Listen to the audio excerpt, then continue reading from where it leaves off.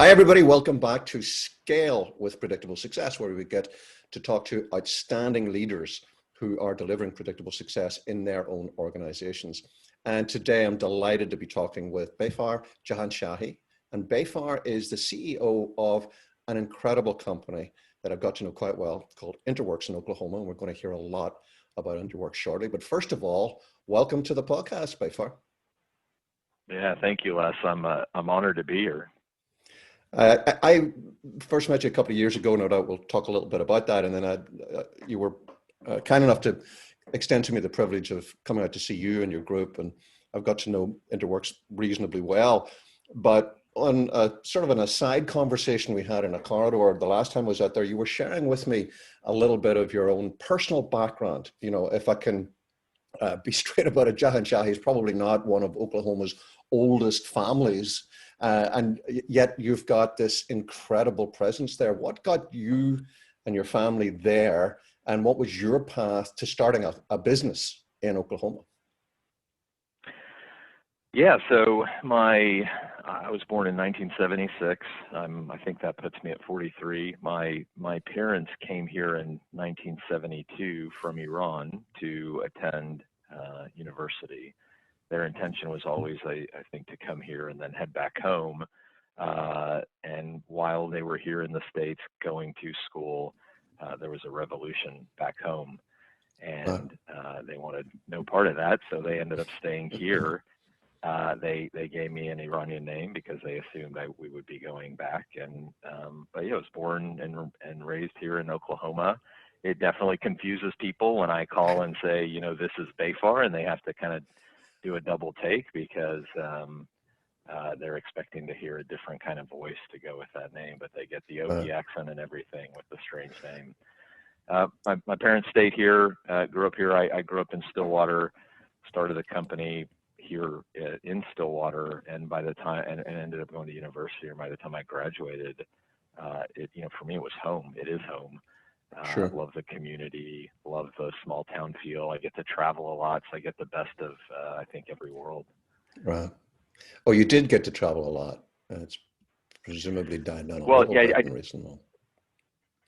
definitely got to travel once work really picked up. And so as a family, we took a lot of road trips. But when I always had this desire to go live in Dallas or San Francisco or New York, and I love all those cities, they're great cities, but what I found was when I was traveling for work, I really enjoyed coming back home to small town USA. I enjoyed the slower pace. And so again, I got the best of both worlds. And I think the other thing that was interesting about growing up in Stillwater, Oklahoma, is that it is a college town, and I grew up in student housing. And so the demographic of my neighborhood is not necessarily what you'd expect. I mean, my neighbors were Jamaican, South Korean, Brazilian. And so growing up, I got to learn a lot about other culture, the foods they eat, how the household is run, the differences. And to be honest, I feel like it taught me a lot about empathy and learning how different people operate and being, sensitive and more in tune with that than I might have been otherwise. Right. It's just a remarkable eye-opener whenever you do realize that, I grew up in Northern Ireland, and during the 30 years that I was there were only two types of people, Protestants or Catholics, and that was it. And the Protestants never met the Catholics, and the Catholics never met the Protestants. And then I went to live in Clapham in London. And just as you described your locality, it's exactly what it was like. Rastas two doors down, Mexicans across the street. And it was one of the greatest positive shifts in mindset for a boy who had grown up in such a two-dimensional world. But, it sounds like that's been your birthright. And you've stayed there. You weren't tempted to go anywhere else. Obviously, as you said, you always felt at home when you came back. Was entrepreneurship also always part of, just something, maybe you didn't give it that word, but did you always imagine you would do your own thing, or did you stumble into it? How did that happen? Yeah, I would say I definitely it was a mindset, but I never thought of it in terms of entrepreneurship or running my own business. I mean, even just growing up, I always had kind of a hustle, for a lack Yeah. of a better word. I mean, whether it was baseball cards or I remember in elementary school, we used to have these things called happy dollars where they would give everyone money and you Right. had like a month or a week, I don't remember, and you could go try and you could buy things from other people with your happy dollars. You could sell things. And I went and borrowed a bunch of video games from my friends at that time. Video game, everyone's got it on their phone now. Back then, it was a device that would play one game that you get from like a Right. Radio Shack or something. And I got a few of those, went out to recess, and I had lines of people, and they'd have to give me happy dollars to play the game. And at the end of the period of time, I had just stacks of bills of happy dollars climbing high. But whether it was that or a paper route or whatever it Right. may be, I always loved this idea of being able to go and delight people and find things they want and Right. bring great service to go with it. I never had my eyes on I want to go start a business. Right. And honestly, when I started Interworks, it's something I started while I was in at the university. It was just a fun thing to do on the side. I mean, I had my eyes on I want to go work for IBM. I want to, at the time Boeing Right. was starting their space station. That was where I wanted to be. And so Interworks started while I was in college. I was great with technology. I grew up with technology. There weren't a lot of people around me that knew it well, and so um, a lot of people would call me and say, "Hey, help me with this tech problem I have." Right. And what ended up happening was by the time I graduated college, I thought, why am I, I'd show up in my full suits to go interview with these companies. And I thought, why am I doing this? I mean, I really love these companies, but this doesn't feel like me. Right. And so Interworks was running for 4 years while I was in college. And when I graduated, I sort of jokingly say it became my real job. And Right. I thought, this is what I want to do. So that was how long ago when you graduated? So I started the company in '96. So I graduated high school in '94. I started the company in '96 while I was at Oklahoma State getting my bachelor's degree, Right. and then I graduated with my master's in 2000. So we're now So 20 Interworks years going. further down the line, and I want to talk about the journey in between there. But just do the sliding doors before and after thing. Tell us what Interworks is like now. What's share however comfortable you are in terms of size and scale, and what you actually do.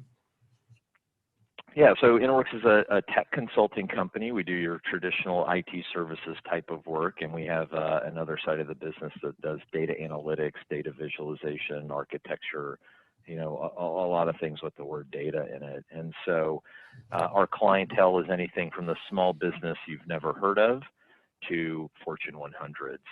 Our footprint is around, let's just say 250 people globally. We're in the US, the UK, Germany, Australia, Singapore, and we're sprinkled through some other countries across Europe. And obviously very geographically spread out. We have a strong a density of presence here in Oklahoma, but in the US it's Portland, DC, Chicago, all over. And we revenue wise, we're probably, let's just say 80 million across the different companies per Wow. year. We're a high growth company. We've been on the Inc. 5000 list of fastest private growing companies for around 12 years. We've won a lot of awards around best places to work, including an Inc. National Award. We won an award we're very proud of, which is the Forbes Small Giant Award. And for those that don't know, this idea of being a small giant means, we choose to focus on being great. For us, it's less about size and achieving some headcount or revenue target. It's more about focusing on quality and who we are as a company. Right. And that's really what we're all about. So yeah. I would talk. I want to talk a little bit more about that in just a moment or two. But before we do, if you just take that snapshot, Behfar, that you've shared with us, it's a moment in time, it's a picture of where you are right now, and go back to your, 20 years ago version of you, is where you are now, a sort of gobsmacking, oh my good grief, I never dreamt it would be this? Is it, I'm really frustrated, we could do so much more? Is it, it's pretty much what it is, and I love how we got here and I'm comfortable with it. You know, where is it in your, in the expectations arc that you came into this with? Yeah. I'll answer that a couple of different ways.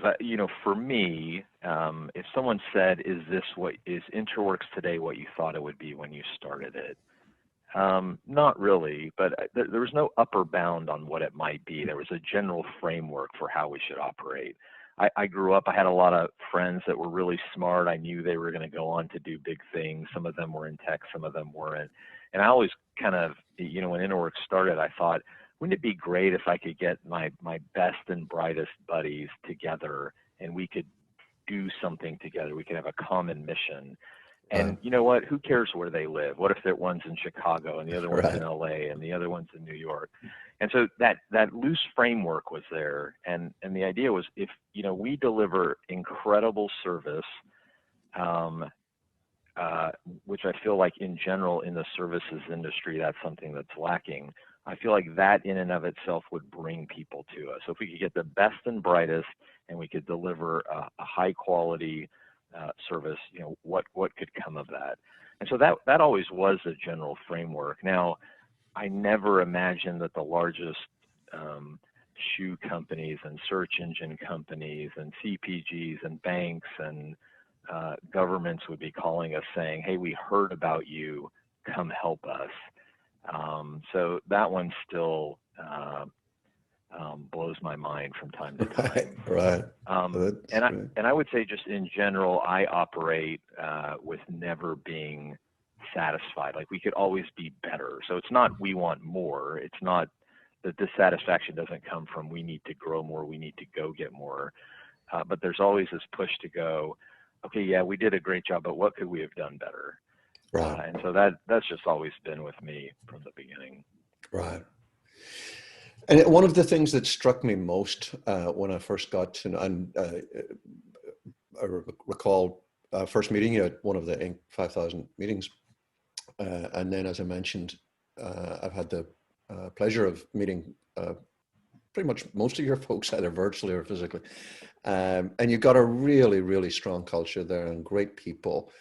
And I would listen to you speak at your annual conference a couple of years ago, and you told a couple of stories about the reality of the cost of being true to the small giants precepts, that growth at all costs is not what is of interest to you. Share a little bit more about where that came from and how it developed. Did you discover the small giants folks and think, oh yeah, that's that, I want that? Or were you drawn to them because that's how you were hardwired anyway? How did it develop as a personal approach to business development? Well, so, for me, I look at my motivation for starting the business. I've always loved tech. Tech was always been a big part of my life. Now today, my kids, when they were 2, they had an iPad they could play on, right? So it's a little different today. But when I grew up, everyone didn't have a computer. They didn't have access to technology. If it had blinky lights, I wanted to play with it.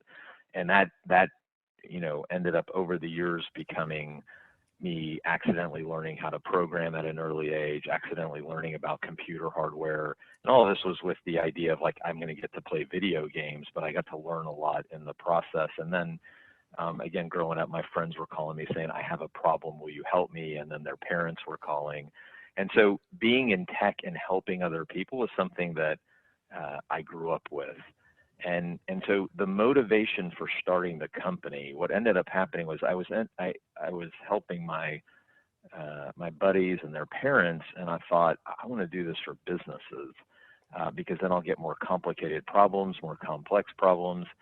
And so I approached some of the local computer companies, because back then you had local computer companies, not Dell.com, the Apple store. And I said, I want to service your business customers. You guys are in the business of building computer hardware. I want to service your business customers. And they said, great, because we have no interest in doing that. Again, Right. my primary motivator was I want a challenge, not I want to be rich, I want to be a billionaire, I want to own an island or a plane or a I just love this and I want to do more of it. It was about Mm, craftsmanship. mm, So that was part of the company from early on. And what I tried to do was bring my buddies and people I was friends with into it. And it became kind of a, like, wouldn't it be great if it could just feel like we're all just having fun together? And so at the point it became serious and the growth really started accelerating, right.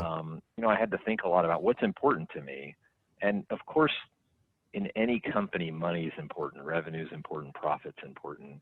I think what's different for my mentality is that's not number one on the list.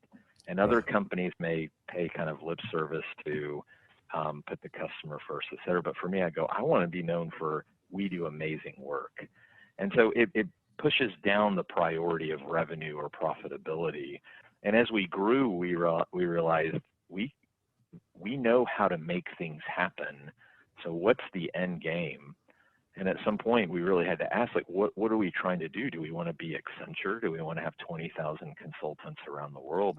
Right. And to be honest, like, I love their model, I love the company, but it's not for me. I Right. don't want that. And so I thought, I just want to be small, have fun, but I want to do big things. Right. And so that narrative always existed. And then I remember being at the Inc. conference and hearing this guy talk by the name of Bo Burlingham, Oh, Birmingham. Yeah. and and he wrote a book called Small Giants, and I just sat there in awe listening to him because the irony is at the Inc. conference they celebrate growth, Right. and I thought I'm Right. surrounded by all these people that I perceive that all they care about is growth. And maybe they don't, right? But I felt like that may have been the case. And we're Right. celebrating growth and we're winning awards because of growth. And I'm like, I don't care about growth. Like I just want to do great work. And so when I heard Bo give his talk, I thought it just resonated very Right. strongly. And I thought, oh, I found my place. I have found my people, the people that believe in this kind of Right. notion of small giant. Like that is Interworks. That's what I Right. want. Right. So we And were that lucky to stumble into it. And and that comes across very strongly when interacting with your people. It obviously isn't just you and your senior leadership team. How have you worked to infuse that mindset in your broader organization now that you've got hundreds of people? it's definitely an important concept to us, and we're definitely in a lot of situations that can pull us into a world we don't want to be in. And what I mean by that is that when you go deliver anything and you do it well, or if you do it well, there's a good chance someone goes, I enjoyed that experience. I would like that experience again. And so what ends up happening is in a lot of the companies we work for, they go, hey, I liked what you did for me. I have 20 other things for you to go do now. Or I'd like to just get you out here full time. Or how do we get 5 of you out here full time? And Right. so it's really important for us to make sure everyone understands that's not the goal. The goal is not how do we staff an engagement with as many people for as long as possible.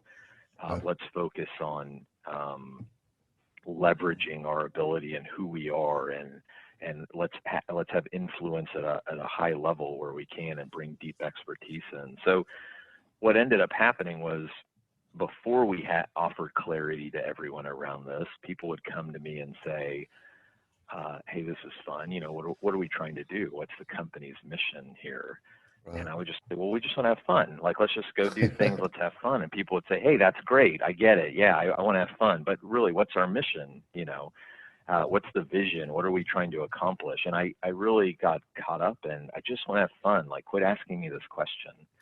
And Right. the problem was it didn't offer a lot of clarity to people here on what we should be doing and how. And so we ended up coming up with this mantra, very simple mantra of do the best work for the best clients with the best people.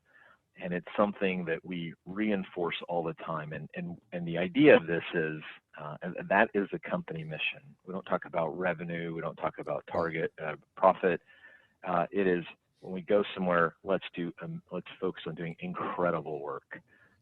better than anyone else. When we hire, let's make sure we're very specific about who we hire, and we hire the right kinds of people.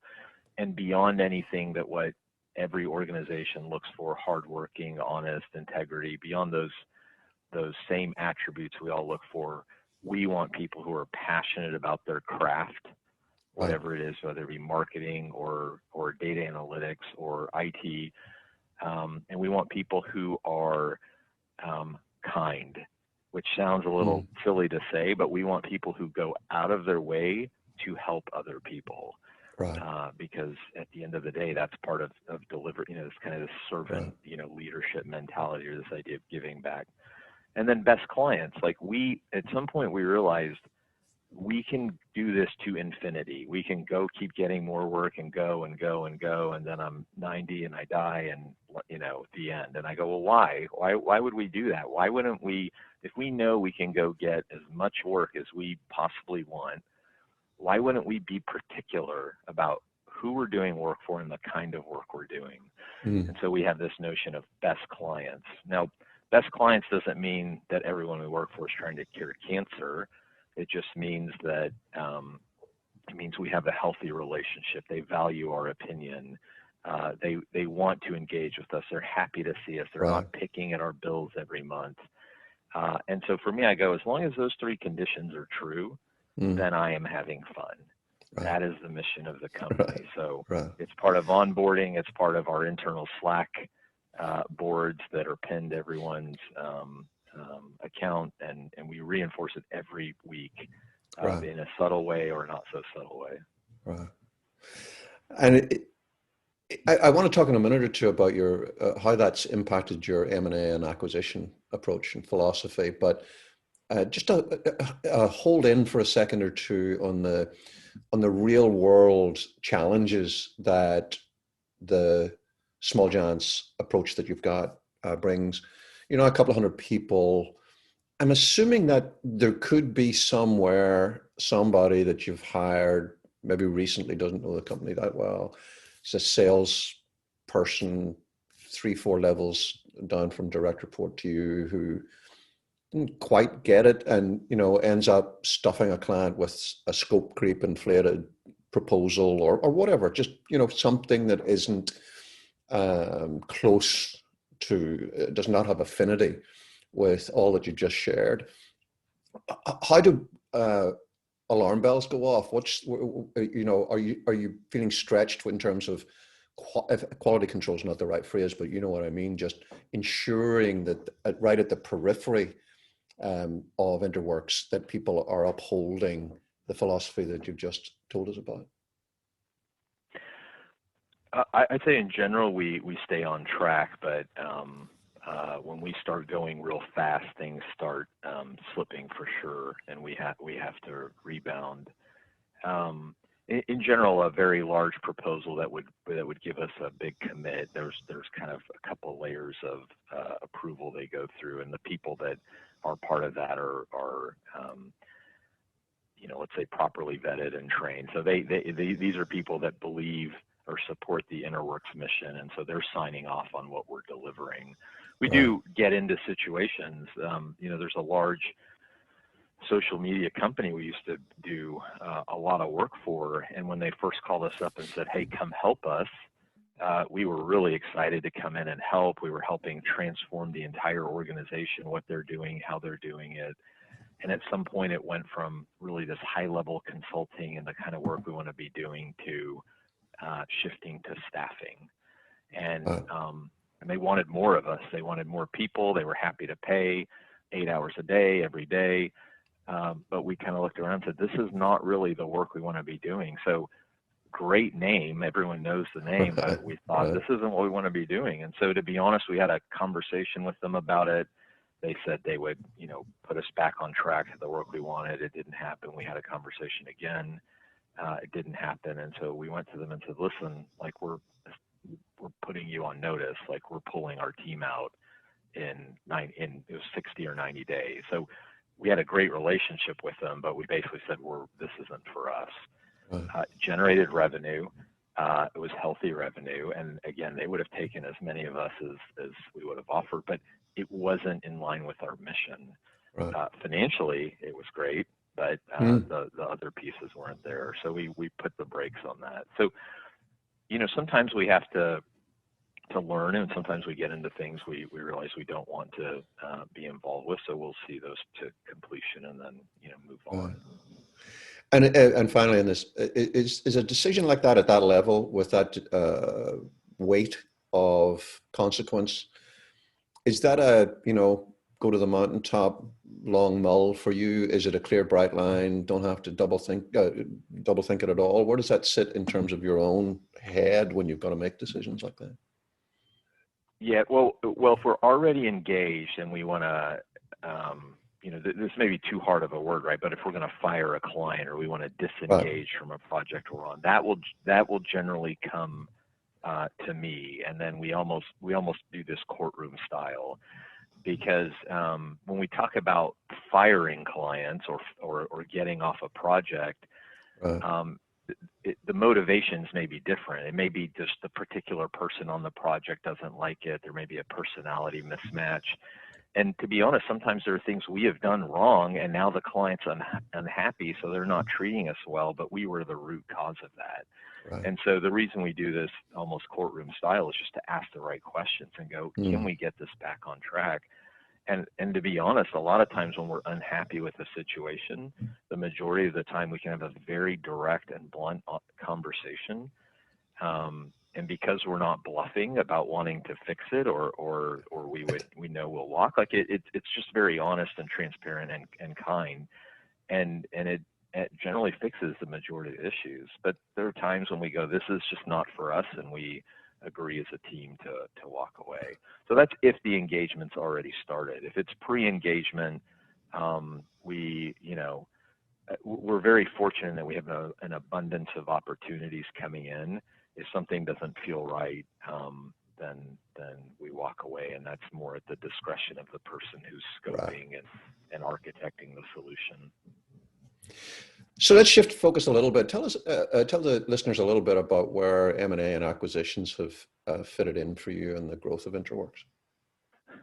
Yeah, so just in general, when I started the company again, it was just to have fun. There was the exit Right. strategy is one day I'll die. That's the exit strategy. So there's no. We get a lot of emails every week from people saying, we're interested. Some of these are canned, some of these are very deliberate, and they're targeting us. And I just have a standard response of not interested in M&A or capital, but thanks. And I file it Right. away and keep it all in a folder. And to be honest, it's very flattering that people Sure. are reaching out. Right. And in some cases, some very big names, some very reputable names. For me, I love what I do. I genuinely enjoy it, right? So I like spending my time doing work things. I mean, I think I have a good balance of family time, spending time with the family and work. But for me, I love work. Like, it's on my Right. mind. I think about it. It consumes me in a positive way. Right. And so we're not trying to optimize EBITDA. We don't have outside shareholders. It's just not something we're and we're not really interested in growth through acquisition. For us, we want it to be organic. We're steadily growing, but the growth is a byproduct of success rather than a destination or a target we're trying to achieve, if that makes sense.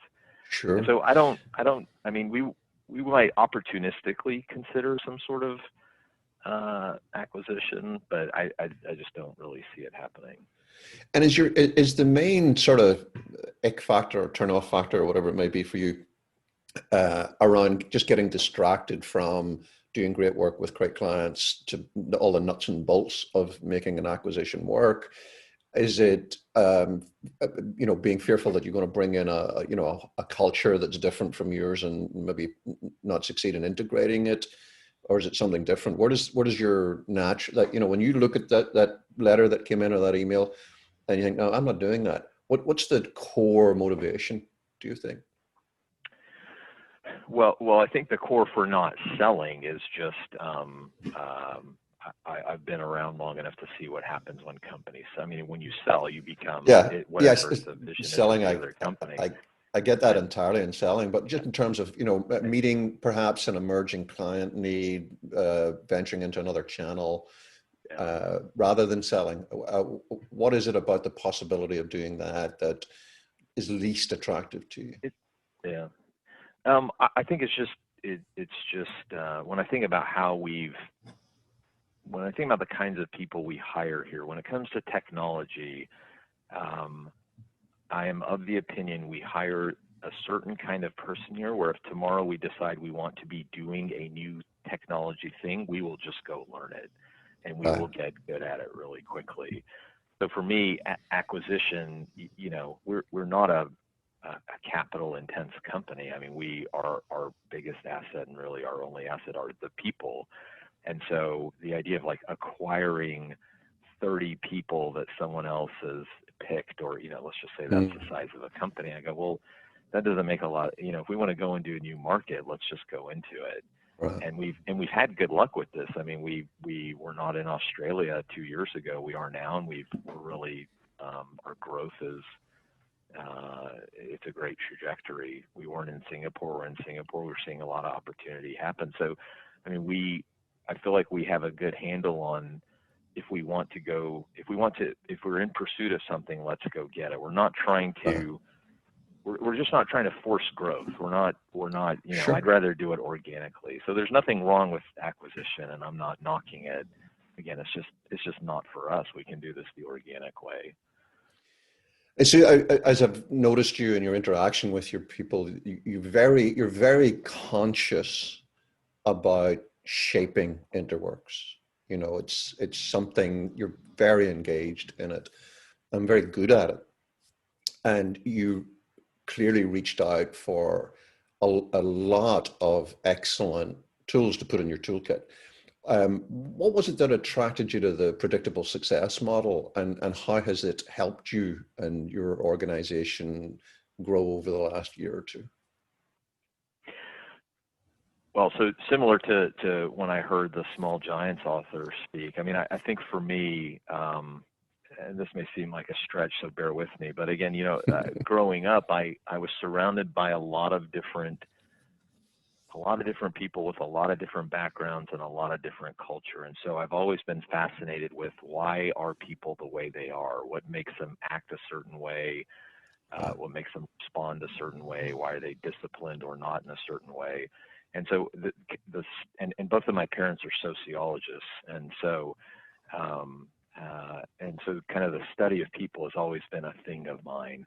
And at Interworks, I feel like we do a fairly good job of pairing people, understanding who works well with what other kind of person. But I've never really been able to quite articulate it. And sometimes when things didn't work, I didn't really understand why. I mean, it was kind of, when it worked, it was easy to go, well, of course that works. And when it didn't work, it's easy in hindsight to go, well, of course it didn't work. But I thought there's got to be more to it. Like we need a better way to articulate this. So when I accidentally stumbled upon your talk at Inc., I thought that's it right there. I started thinking about, as you were describing the different kinds of people, operators, visionaries, et cetera. I started thinking, well, that reminds me of so and so in the company, and they pair really well with this person. And I get how this visionary comes in and really frustrates everyone. And I started thinking about the complexions of our team as a whole, and then within a department, and it all really just started clicking. So for us, it's been eye-opening, and we use words like operator and processor every day. I was on a marketing call an hour ago before this podcast interview, and we're literally describing what kinds of roles we want to hire into the future, and the descriptions are accompanied with phrases like "we need an operator" or "we need a processor." So it's been absolutely game changing for us. It's great to hear. I appreciate that, Behfar. Let's close off. I'd love to have you share a little bit about something that, again, was really striking when I was with you in the before times when you had your physical annual meeting last year. It was a pleasure to work with you and your team on a virtual session this year. But when I was there in Oklahoma, one of the things that I noticed really quickly was there almost wasn't a session went by without something then would be interspersed that had something to do with the community that you're part of. So talk a little bit, share with the listeners about giving back and, where does that come from and what does it mean to you? And I'd love you to share some of the, some specific examples of what Interworks does to give back to your local community. Sure, sure. Well, so I'll explain my philosophy, and I haven't done this a lot, so I may not articulate it very well. But I grew up in in a house where we didn't have a lot growing up, right? My parents came here for an education. They were working while they were in school, and I was fortunate enough to have programs and other things out there that I benefited from. Federal programs like National Youth Sports Program, or my mom was involved in working at Head Start growing up, and so I definitely had an appreciation for. It was helpful to have that lift when we needed it, and I benefited from it, right? And I think that when I look at the world today, I go, we don't all start from the same starting point. I mean, there's some people who have, depending on where you're born, what country, what family, you may have 100 opportunities in front of you, or you may grow up somewhere where you don't even have clean water, and that doesn't feel right to me. And I feel very privileged to be in the position I'm in, and frankly, I think as Interworks becomes more powerful and stronger and accumulates more wealth, I go, we need to do something about helping those around us that could use that extra lift. Right. So prior to this year, it was really just my wife and I, Stacy, just kind of picking and choosing, the initiatives we're a part of. And I think just given the events of this year, it's just made, force this issue. I need to think about this a lot more. We need to be more deliberate and really operationalize how we give back. And so we go to everyone here and we encourage them, especially those that already spend their own time helping a cause, and say, we want to support you. If you are passionate enough about a cause where you are willing to spend your own time and energy doing a thing, then how can we take this deep expertise that people pay top dollar for and use that to help these organizations? So I'll give you a couple of examples. We have a local food bank and that help people that are food insecure, right? Well, they're not in the business of technology, and we are. So if they have a technical need, let's just go give our time to them. And let's go to them and say, hey, from this period of time to this period of time, and it might be a 12-month period, whatever you need, you just tell us, we're donating all our time to you. That's one local example.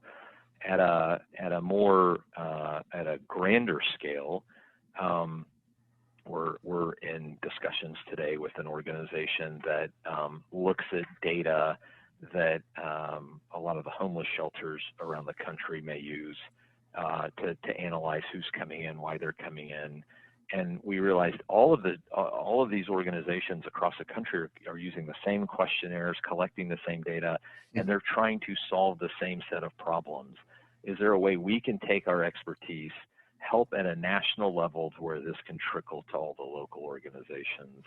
And so we've got a small group of people at Interworks working on that. But what I want to do is take people's passions, whether it be climate change or whatever it may be, and go, how do we take that passion and turbocharge it? And how do we help add some resource to it? And to be honest, we're having a great time doing this. I mean, we're going to be doing more and more.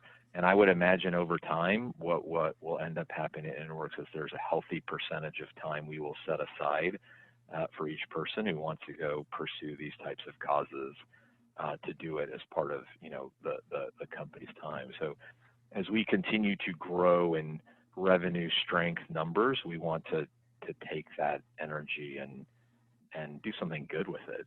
I mean, it's wonderful. Otherwise, what's the point? What's the point of all the growth if it's Right. just? I mean, I'm not trying to buy like a plane or a yacht. I mean, let's go do something that's practical and helpful, with this sort of thing. Well, it's indicative of the natural generosity that you have, Behfar, and I want to thank you for giving of that generosity and coming on the show today and sharing so transparently with how you've grown Interworks. It's a fantastic story, and you should be very proud, and I know we are very proud of what you've got. And I hope we can get you to come back a couple of years from now and tell us what the next phase in the growth of Interworks and your own development as an outstanding leader. But thank you. Yeah. Well, thank you, Les. Thank you for the opportunity.